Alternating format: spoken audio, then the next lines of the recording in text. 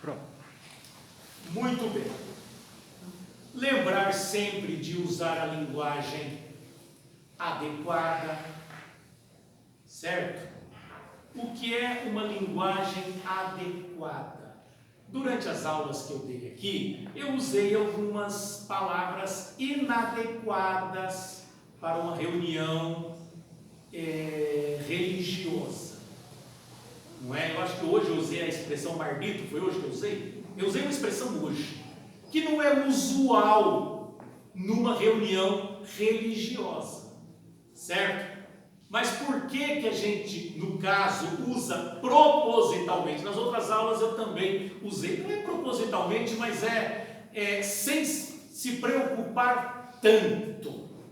Porque a gente tem que compreender que na doutrinação, o linguajar tem que ser adequado ao espírito, não é? O espírito é homossexual, sofreu todo o preconceito e todo o gravame e a discriminação que normalmente ele sofre. E ele chega aqui arredio, mas até às vezes agredindo para se defender. Por quê? Você não fala com viado, não?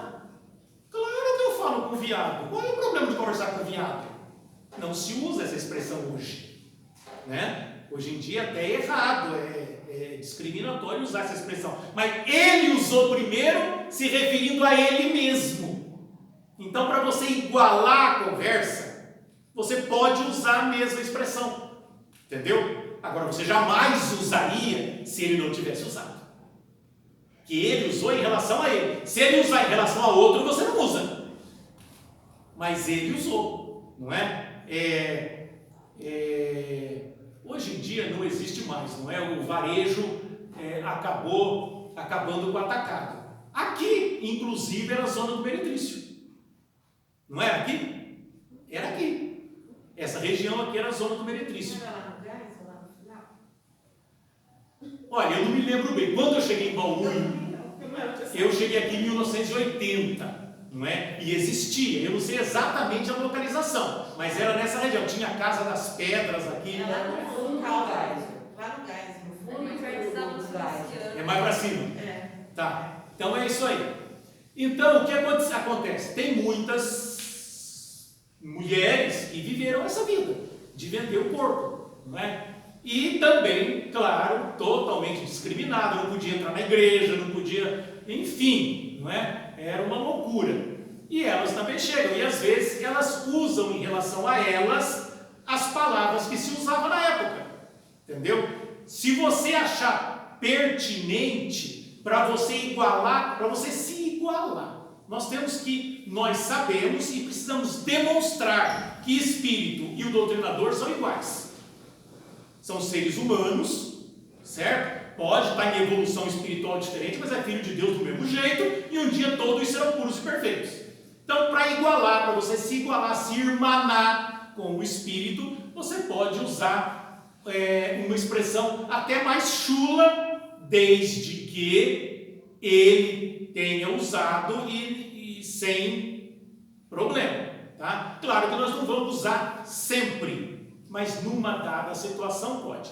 O igualar o linguajar como é que os jovens falam, não é?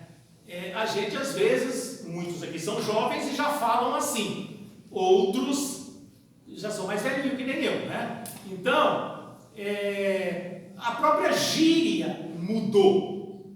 Então, quando o espírito se apresenta como jovem, isso quer dizer quase 100% de chance que ele desencarnou há muito pouco tempo.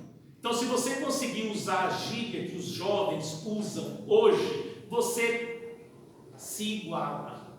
Porque ele está esperando aquela fala do senhor, do padre, do pastor, e você se iguala a ele cria uma empatia. Então, isso é sempre interessante e é sempre bom. Tentar igualar o linguajar, não é?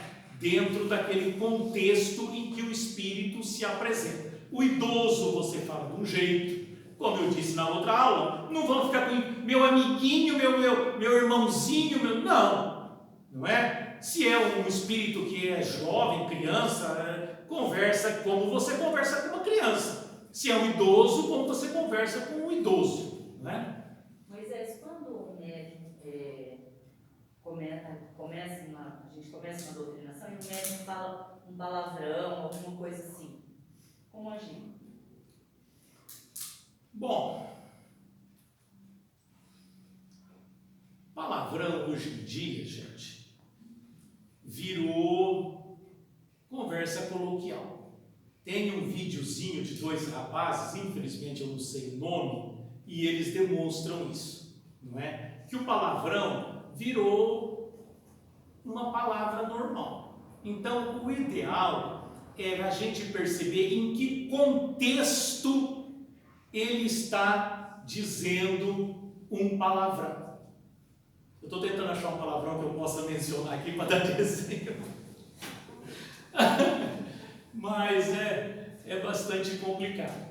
Então, quando o Espírito usa o palavrão com o sentido que nós usamos hoje, por exemplo, a pessoa chega e te dá um presente, não é? Você não é seu aniversário, você não estava esperando, a pessoa chega e dá um presente e fala: puta que eu pariu, meu, você comprou isso para mim? Isso não é um palavrão, isso é uma expressão de admiração com alegria, certo? Então a gente tem que ver o contexto. Agora, se o Espírito falar, você é um, né? Aí o médium não deve permitir. O médium não deve falar a frase e não deve, ou falar a frase e mudar o palavrão para uma coisa mais amena, não é? Você é um tonto, você usa uma palavra menos agressiva. E depois, se o médium disser o palavrão com sentido de palavrão, aí no final da reunião tem que conversar com o médium, né? Ele não pode dizer um palavrão. Agora, quando o palavrão é dito como uma expressão comum, hoje nós usamos tantas, não é? Hoje em dia, que virou frase normal. Então aí eu faço de conta que não ouvi, ou entendo como admiração e toco o barco para frente, não tem problema. Se o Espírito disser um palavrão, dizendo palavrão mesmo, não é? Você não vai acabar com a doutrinação por causa disso, você continua, não é? Não, fica tranquilo, olha, tem gente aqui, você disse um palavrão, né? Tem pessoa de mais idade, enfim, fala qualquer coisa e continua a doutrinação, não vai interromper o trabalho porque ele disse um palavrão, tá? Mas eu considero dessa forma. Se o palavrão foi dito com outro sentido que não palavrão, eu faço que não ouvi, desconsidero que está resolvido o problema. Se ele foi dito como palavrão mesmo, tento ajudar o Espírito da mesma maneira, depois converso com o médium para ele evitar isso. E agora, o bom do grupo mediúnico é que você acaba conhecendo as pessoas e sabendo a índole, né? Nós temos uma colega no nosso grupo que ela é boca suja, né? Mas é boca suja no bom sentido. Chega uma colega, ela gosta de todo mundo, né? A gente se dá muito bem no grupo. Chega uma colega, sua vaca, você não me ligou.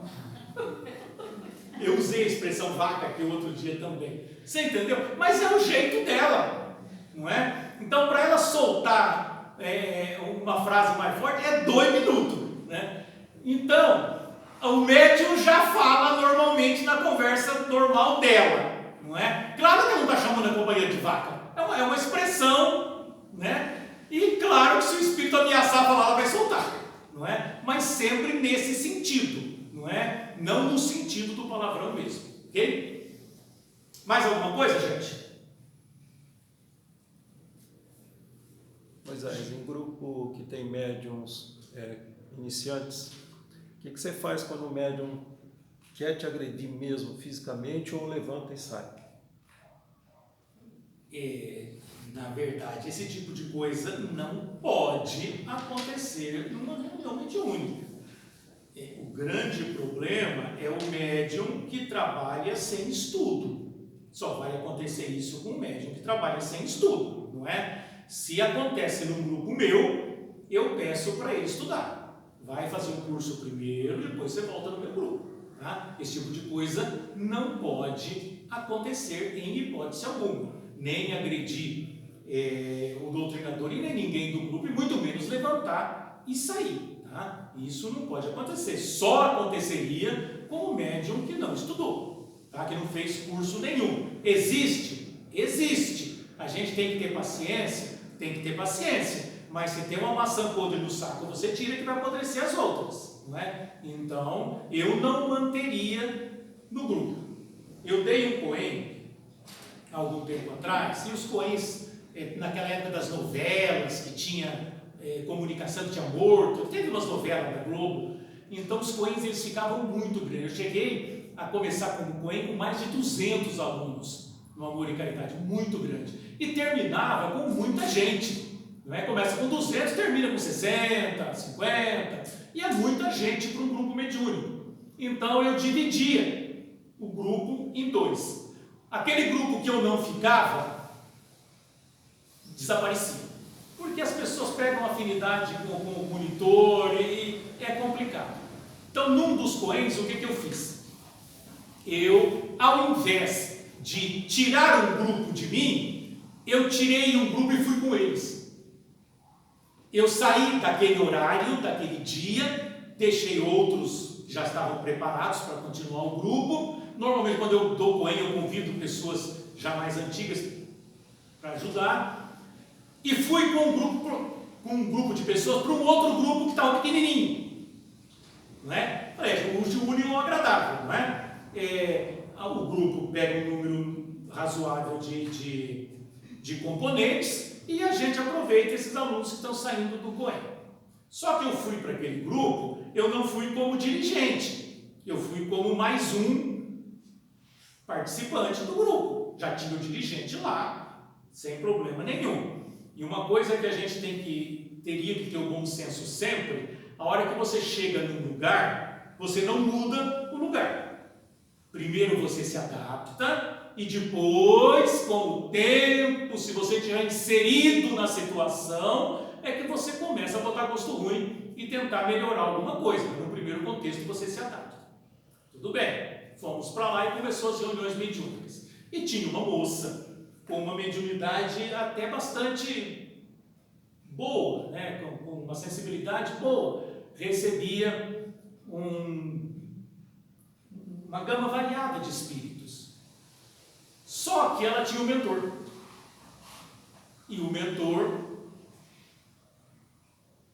falava. Gente, mentor falar é uma delícia, né? Só dá caca! Eu quando o mentor fala, aí eu fico preocupado, né? Porque, olha, o que ele fala é diferente do que a gente entende. E aí vira uma balbúrdia no grupo. Mas, enfim, é meio normal isso. E ela, durante as semanas que eu participei, porque no Evangelho no Lar veio um espírito e falou tal coisa. E não sei o quê, mas Evangelho no Lar não tem comunicação mediúnica. E começou a aparecer um monte de coisinha e eu na minha, né?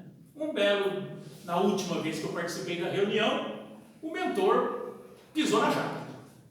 Falou errado, antidoutrinário mesmo. Aí eu esperei todo mundo sair, chamei o dirigente do grupo e falei, escuta, aquela médium ali, aquele mentor, não está esquisito não? E a gente sabe, mas se a gente falar, ela abandona o grupo. Não, está contaminando todo o grupo. Eu fui lá com alunos novos, terminou o coen, e eles estão ouvindo ela falar que dá comunicação durante o Evangelho no Lar. Eles vão achar que é normal, apesar de eu ter falado, não é? Então eu falei, não, né? Que bom, né? Tchau, nunca mais voltei. Não dá, né, gente? Então, a gente tem sim que devagarzinho ir orientando, ir corrigindo para a coisa caminhar bem. O ideal é que o médium faça o coen, faça um curso, seja o nome que for, antes de participar do grupo mediúnico. Por quê? Ele é médium desde que nasceu e faz tudo aos trancos e barrancos do jeito que a coisa aconteceu. E ele precisa se educar, se orientar, para não levantar, não sair, não é? Eu já vi médium meu agarrar na carteira aqui embaixo para não levantar, e seria força ele está fazendo para ficar sentado ali, né? Então, o médium, ele comanda o corpo dele, ele manda no corpo dele. Então, não há que fazer esse tipo de coisa, né? O ideal é chamar de lado, conversar, não é? Se você perceber que o médium consegue se educar participando do grupo, ótimo, não é? Isso não pode acontecer em hipótese alguma, né? E se ele concordar que não vai acontecer, tudo bem. Mas o ideal mesmo é sempre estudar, gente. Conhecimento é fundamental, ok? Cacuete, o próprio fala a palavra batida, não é? Porque tem espírito, gente, que chega agredindo, ele quer bater mesmo na carteira, ele quer, entendeu? Aconteceu uma vez, conversa, não deve acontecer, você consegue controlar e tal. Se ele falar que não consegue, então vai estudar, sai do grupo, aí não tem jeito, né? Porque consegue, só que ele acredita que não consegue, daí o espírito faz o que quer, e aí, claro, vai comprometer os outros componentes do grupo, tá? Mais alguma coisa, gente? Mais uma coisa que eu queria voltar a dizer é dominar a conversa. Quem domina o diálogo é o doutrinador e não o espírito, tá? Nós vamos decidir o que é que nós vamos conversar durante esse período. É o doutrinador que decide e não o espírito. Porque tem muito espírito que ele sabe que se ele conversar muito, ele recebe o choque anímico e ele muda. Porque tem espírito que quer ficar sofrendo para continuar fazendo o outro sofrer. Ele sabe que pode melhorar, mas se ele melhorar, o outro melhora. E ele não quer. E às vezes o espírito não sabe o que vai acontecer, e ele vem falando. E cada vez que você tenta estabelecer uma linha de conversa, ele muda de assunto. Então, o doutrinador é quem tem que dominar a conversa. Você deixa o espírito falar o que ele quiser, desde que você esteja concordando que ele diga aquilo. O que não pode é o doutrinador se permitir ao espírito dominar e falar do assunto que ele quer e não que o doutrinador quer. Num primeiro momento, claro, o espírito chega falando aquilo que está na cabeça dele. A partir do momento que o doutrinador entendeu o que está acontecendo, ele vai dominar a conversa, vai estabelecer o assunto e vai se manter naquele assunto. Se o espírito fugir do assunto, você volta ao assunto. Não, nós estávamos falando disso. Vamos falar do que importa. Então, quem manda na conversa é o doutrinador e não o espírito. E quem sabe o que está falando é o doutrinador, tá?